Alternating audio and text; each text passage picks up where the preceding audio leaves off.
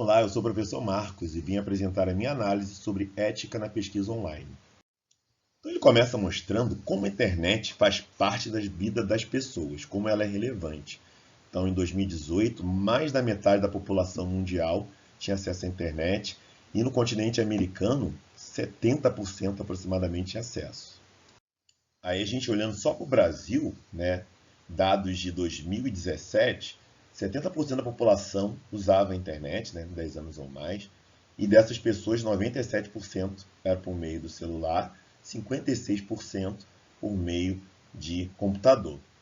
Aí só para a gente ter uma ideia de como é dinâmico, já em 2021, né, já considerando só os domicílios, 80% dos domicílios tinham acesso à internet, aí muda da onde as pessoas tinham esse acesso. O celular continuou dominando, mas depois vem a TV. A TV ultrapassou os computadores. Só para a gente ter uma ideia de como esse mercado é dinâmico. Depois ele destaca como a internet faz mudanças profundas, socioeconômicas e culturais. Né? Só pensar como era a nossa vida há 20, 30 anos atrás e como ela é hoje. E falando da questão da pesquisa, né, a internet pode ser tanto um objeto de estudo, né, eu posso estudar um comportamento dos usuários, ou um local onde a pesquisa é realizada. Então, o ambiente, ela pode ser o ambiente da pesquisa. E também um instrumento de pesquisa. Posso fazer uma pesquisa por meio de rede social, posso coletar dados por e-mail, né, aplicativos de conversa. Então, ela está muito presente, facilita também, né, de você, em vez de ter que ir ao local, você pode fazer essa pesquisa sem sair de casa através da internet. Então, fazer pesquisa hoje implica utilizar no mínimo a internet em algum momento do processo. Então, em algum momento, em alguma situação, é bem provável que você vai utilizar a internet. Aí chama a atenção para uma coisa importante, né? Para a gente não ter essa confusão. O fato de você fazer uma pesquisa sobre alguma situação online, ou seja, quantos de seus alunos têm smartphone, quantos acessam a rede social e tal, isso não significa que é pesquisa online. Para ser online, elas têm que ser desenvolvidas online, ou seja, a coleta de dados tem que acontecer na internet. O artigo também mostra como é que está a regulamentação aqui no Brasil dessa questão da ética na pesquisa online. Então, no Brasil existe a Comissão Nacional de Ética em Pesquisa, o CONEPCA, vinculada ao Conselho Nacional de Saúde, que foi criada em 1996. E também fala depois, logo em seguida, a resolução de dezembro de 2012, que se destaca ali, examinar os aspectos éticos da pesquisa envolvendo seres humanos, como também a adequação e atualização das normas atinentes, podendo, para tanto, consultar a sociedade sempre que se julgar necessário.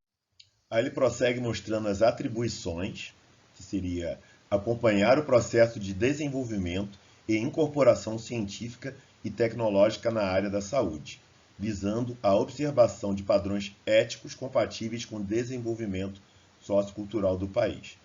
Aí a grande questão é que as resoluções do CNS no campo da ética em pesquisa, por conseguinte, estão limitadas juridicamente à área da saúde.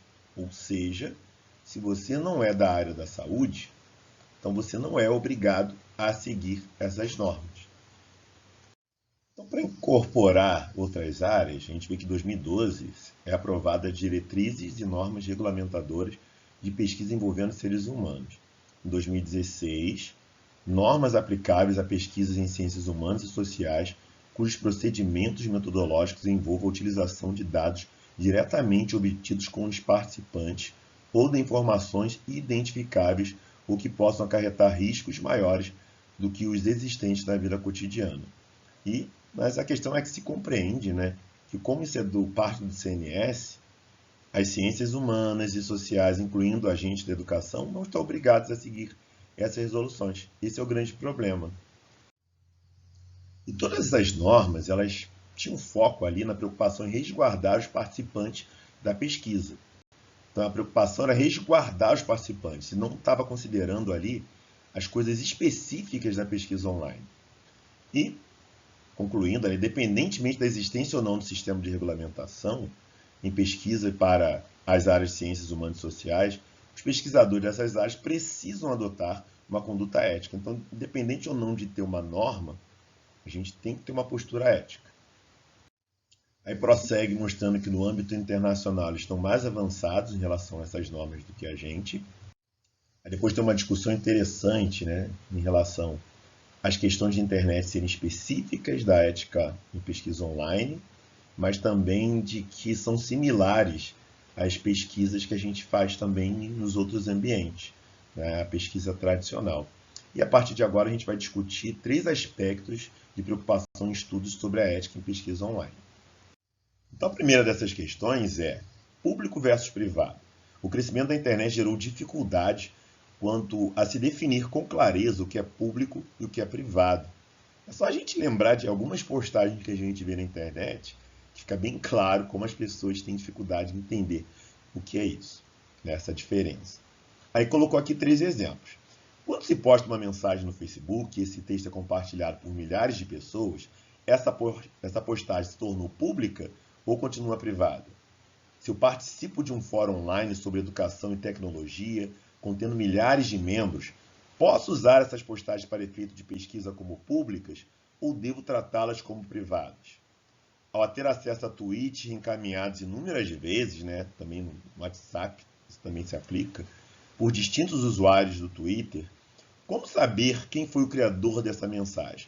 Então a grande questão é, ao ter acesso a uma informação, ter esse cuidado de verificar se essa informação é pública ou privada.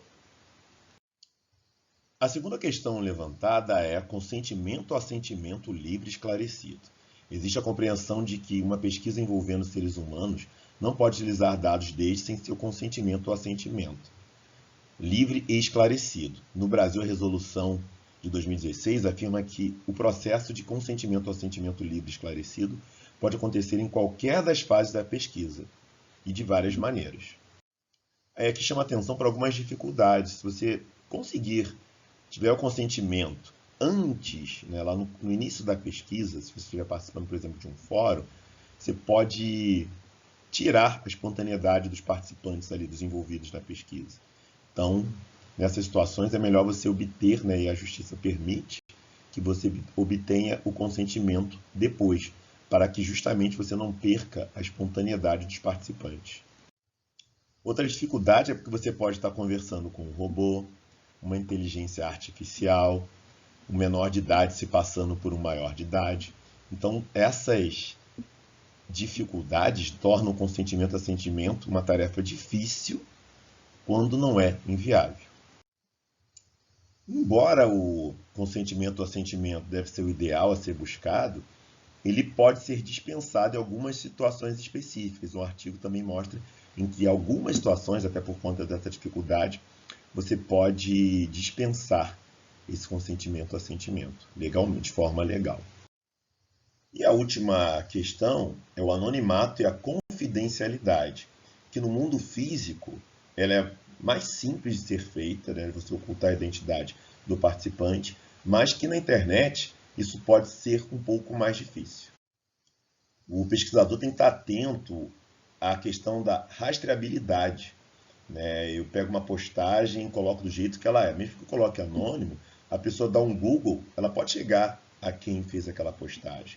Ela pode rastrear vídeo, foto, etc. Então tem que se tomar um cuidado muito maior, né, na questão do anonimato quando a gente está usando dados online. Então ele conclui falando, né, que a internet, essa expansão, ela está tão presente na nossa vida que vai estar cada vez mais inserida na nossa vida e com isso vai trazer cada vez mais novas questões éticas. Esse artigo foi feito em 2017, agora em 2023 a gente já tem a questão da inteligência artificial que está crescendo muito e já não tinha nessa época. E outras questões vão surgir a cada momento. Então, a formação de pesquisadores brasileiros em educação para a ética em pesquisa precisará evoluir de sua situação ainda pouco sistematizada no âmbito da pós-graduação para um cenário de investigação e formação sobre esse tema que perpasse todos os cursos de pós-graduação e inclua as especificidades da ética em pesquisa online. Temos muito a evoluir. E é isso, gente. Até a próxima. Valeu, obrigado.